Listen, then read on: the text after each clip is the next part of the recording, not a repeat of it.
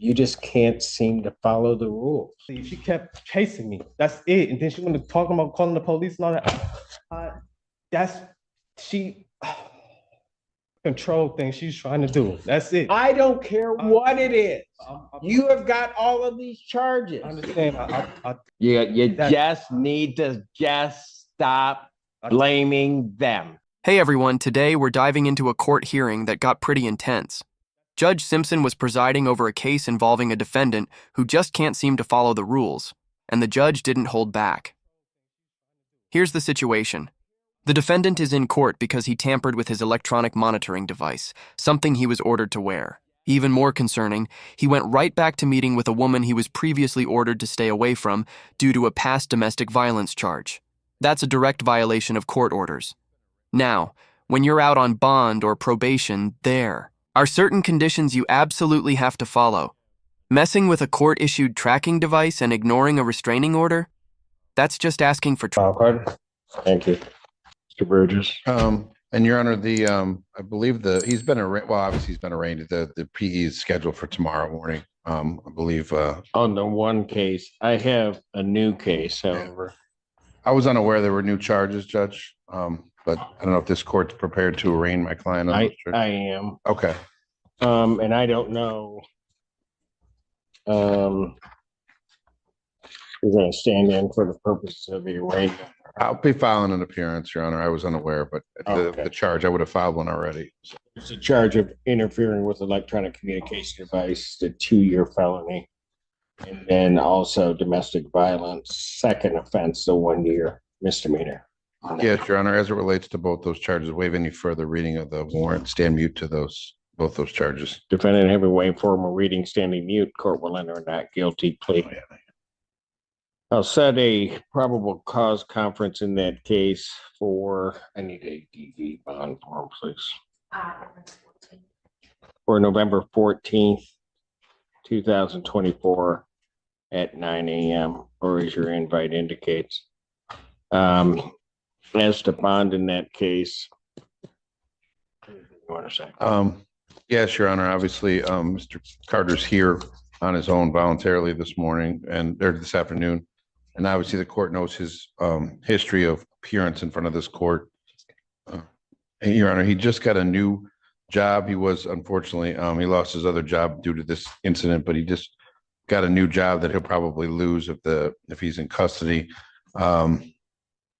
Judge, it does appear that the complaining witness in both these cases is the same person who has actually reached out to me before, Your Honor's indicated her, I believe, unlikeliness of appearance in the case. I don't think she wants to proceed with the case, but that's my understanding anyway. People might have a different position, Judge, but she's reached out to me independently and indicated that she does not want to proceed with those charges. But be that as may, Your Honor, I don't believe my client's a flight risk, and he's on what's that? He's still on a tether, Your Honor. He did post a significant bond in the last case. Understand these are new serious charges, Judge, but I'm asking the court to consider a nominal 10% bond, if not a personal bond in this case. Trouble. Unfortunately, the man seemed more interested in making excuses than accepting responsibility. His lawyer tried to help, as any good attorney would. But at a certain point, there's only so much that can be done when someone repeatedly ignores court directions. This wasn't a small misstep. This was someone actively choosing to break the rules. From the start, you could tell Judge Simpson was not impressed. He had already made it crystal clear in previous hearings. Stay away from this individual and follow the conditions of your release. But it seems those warnings fell on deaf ears. And now here the defendant is, standing in court again, acting, surprised that there are consequences. But when someone shows that kind of disregard for the law, it's not a misunderstanding, it's a choice. To make matters worse, Anything from the people. Your Honor, I have some advantage because I do have the police report for the newest case. Mr. Burgess does not, but I will indicate to the court a few things. First of all, this court arraigned defendant on not his newest felony that he was just arraigned on, but the one that's set for preliminary examination tomorrow on October 7th. At that time, the defendant was ordered not to have contact with the victim, Jennifer Matlock. The new date of offense for the newest case that we're here for today that the defendant is alleged to have committed is October the 20th. later. And I will tell the court after review of the police report, the person representing themselves to be the defendant, they have contact with the police officer and admitted to having contact with the victim. Denied the assaultive behavior, but did admit to having contact with her. Now, because the defendant, because the police officer wasn't speaking with the defendant face to face, I cannot say with absolute certainty that it was the defendant. However, the police officer did a very good job in their report of detailing how he came into contact with that person, that this person called him back, represented themselves to be the defendant, and said that he would turn himself in for the bond violation. I don't have a record that actually happened. So Your Honor, in any case, this is somebody that was on the scope of probation, on bond for a felony, and now has picked up another new felony. So I am asking the court to follow probation's recommendation about the probation and sentence the defendant to serve balance at this time. And in bond in this case, we're asking for $100,000 for the new felony. Court will order as a condition of the bond that there's to be no possession of any alcohol, illegal drugs, or any recreational marijuana. Better, I'm not entirely sure what is going on with you in that regard. I ordered you on the 7th not to have contact with this person. And then lo and behold, we end up with this case occurring less than 2 weeks later. And tried to give you every benefit, and I understand there are only allegations, but try to give you the darn benefit of the doubt regarding everything because of at least the way that you conducted yourself in regards, particularly regarding being a flight risk. But you just can't seem to follow the rules. Your Honor, I'm sorry. I don't mean to interrupt. Go ahead. I'm sorry, Judge. Judge, the incident on the 20th, based on conversations I've had with my client as well as the complainant in this case, the complainant approached my client, asked for a phone back he had purchased, but it was in her name, which he returned to her. That was the basis of the contact. That's our understanding of it, Judge. So I wouldn't, but Right. But the thing is, I know. he needs to be turning around and running in another direction. He shouldn't even be having a conversation, shouldn't be doing anything I agree. whatsoever. I don't think it's at all unclear as to anything that this court has said to you regarding what you need to do. And you need to just follow the rules. I gave you a break the last time that you came in. Even after that, let you go. You can say whatever you want. Restraining order wasn't vague. The judge had said in no uncertain terms, no contact, period. Not a call, not a message, nothing. And now the defendant is back in court because he broke that rule. He's trying to talk his way out of it, but at this point, the explanations don't really hold water. It's hard to watch someone put themselves in this position. Judges don't enjoy sending people to jail, but when someone keeps showing up in court for the same issue over and over, it becomes clear that they're not taking the legal process seriously. And Judge Simpson? He's the kind of judge who doesn't tolerate this behavior. You could see it in his expression. He's tired of repeat offenders who think the rules don't apply to them. His tone, his words, everything showed how serious he was about upholding the law. She put up on me. I was in the room playing my game, and she came in the room. And then you get up and leave. Tried to leave. She kept chasing me. That's it. And then she went to talk about calling the police and all that. She's chasing me. She's chasing me. She's chasing me. I hopped in my car, and that's when I pulled off. Well, maybe that's all going to come out, Mr. understand. Carter. Maybe that's all going to come out. I let you out the last time. Should have of all rights locked you up on that date. Didn't do it. Gave you the benefit of the doubt because of the time that you came back after you were inadvertently released by the jail. And then what happens? You get that other case set for exam. Then what ends up happening? I get here and you've got another case.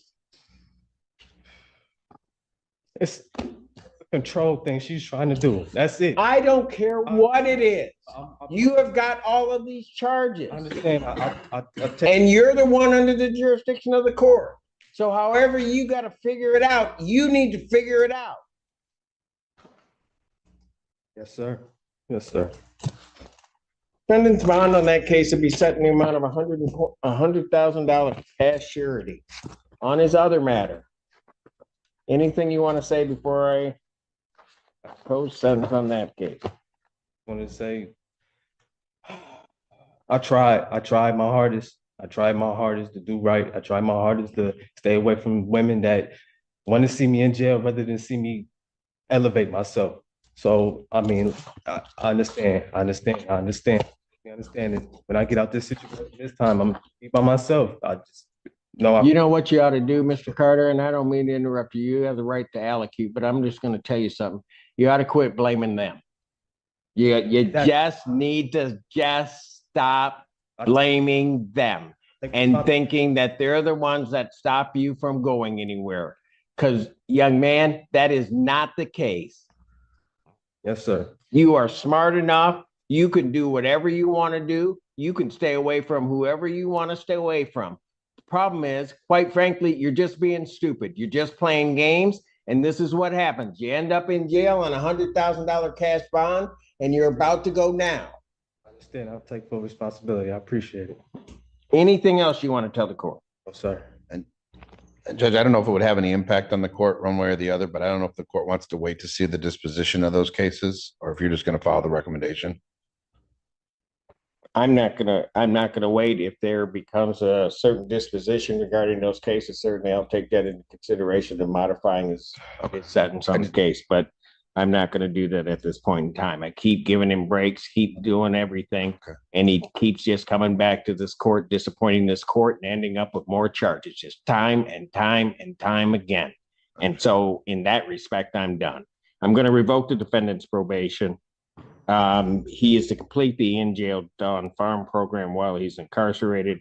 I'm going to waive all remaining terms except the financial obligations on this case, discharge the defendant from probation without improvement. I will sentence the defendant to 365 days in jail, credit 162 days served. Defendant is to serve the balance. Your Honor, the court ordered the Don Farm program. Probation also requested the DV program. So if you just requested DV, the court want the defendant to perform both or just one or the other? I should have said in-jail DV program is what I meant to say. Thank you. Defendant's remanded. Okay. Violating a restraining order is no small thing. In many states, it's a criminal offense that can lead to significant jail time. And when a person stands in court, pretending they didn't know any better, a judge who's seen hundreds of cases like this knows exactly what's going on. What makes this even more frustrating is that the defendant was given a second chance. He was trusted to follow the rules, and he didn't. That trust was broken, and Judge Simpson responded the way you'd expect, firmly and clearly. This hearing was a wake-up call, and likely not the one the defendant was hoping for. If he thought he could talk his way out of it, he was mistaken. This isn't a situation where charm or excuses will work. This is about respect for the court and for the law. All right, that's the breakdown. What did you think of Judge Simpson's handling of the case? Let me know your thoughts. If you found this case as eye-opening as I did, feel free to like, comment, and subscribe for more real courtroom coverage. I post content like this every day, so stay tuned. Thanks for watching, and take care out there.